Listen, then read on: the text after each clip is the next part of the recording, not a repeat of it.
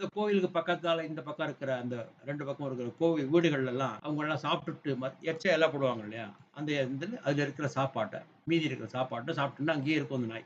அந்த கோயில் பக்கத்தாப்புலயே தான் இருக்கும் எப்பவுமே. அந்த சிவன் கோயில்ல ஒரு 11 நாள் ஒரு திருவிழா ஆரம்பிச்சது. அப்ப 11 நாள் அங்க வந்து மத்தியான சாப்பாடு, ராத்திரி சாப்பாடு, அந்த பிரசாத டிஸ்ட்ரிபியூஷன்லாம் இருக்கும் இல்லையா? அப்ப அந்த சாப்பாட்ட வந்து மிச்சம் வச்சு நாய்க்கெல்லாம் வெளியில போடக்கூடாது. ஏன்னா பகவானோட பிரசாதம் அது.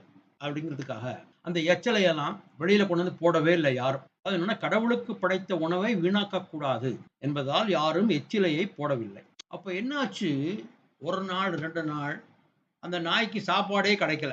அந்த நாய் ரொம்ப பசியோட சோர்ந்து கோவில் வாசல்லயே படுத்திருந்தது. 11 நாளும் ஒரு உபன்யாசம் நடக்கிறது தினம் சாயங்காலம். அதுல ஒருத்தர் உபன்யாசம் பண்றார்.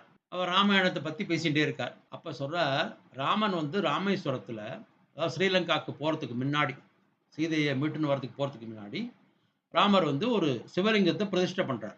அந்த சிவலிங்கத்த பத்தி ரொம்ப புகழ்ந்து பேசுறார். அப்ப அவர் சொல்றார், நம்மளோட வாழ்க்கையில ஒரு நாளாவது, ஒரு தரமாவது நம்ம ராமேஸ்வரம் போய் அந்த சிவலிங்கத்த பார்த்து தரிசிச்சுட்டு வரணும் அப்படின்னு சொல்றார். இந்த நாய்க்கும் அந்த சிவலிங்கத்த போய் பார்க்கணும்னு ஆசை வந்துருது. என்னடா நம்மளும் இந்த கிராமத்திலேயே இருக்கோம். சும்மா இந்த எச்சல சாப்பிட்டுன்னு இருக்கோம். இவ்வளவு சொல்றாரு அந்த சிவலிங்கத்த பத்தி நம்மளும் ஒரு நாள் போயிட்டு வரலாம். 2 நாள் ஆச்சு, 3 நாள் ஆச்சு, 5 நாள் ஆச்சு, 10 நாள், 11ஆம் நாள் திருவிழா முடிஞ்சுடுத்து. இன்னைக்கும் எல்லாருக்கும் பிரசாதம் குடுத்தா வாசல்ல ஒண்ணுமே விழல. நாய்க்கு ஒண்ணுமே கிடைக்கல.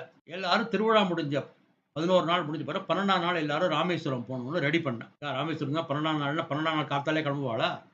எல்லாம் மெதுவா ஒரு ப்ரோகிராம் வச்சு ட்ரெயின் டைம் பார்த்து, பஸ் டைம் பார்த்து தானே கிளம்புவா. இதெல்லாம் கவனிச்சுட்டே இருக்கு இந்த நாய். எத்தன மணிக்கு போணும்? இவாளோட எப்படி போணும்னு கேட்டுட்டே இருக்கு. அவள்லாம் ஜஸ்ட் எக்ஸாம்பிள் அவள்லாம் சாயங்காலம் போப்போறா. ஊ ஊர்லயோ திருவிழா முடிஞ்சுடுத்து. அந்த பிரவச்சனம் எல்லாம் முடிஞ்சுடுத்து. அவ மத்தியானம் வீட்ல சாப்பிடுவா இல்லையா?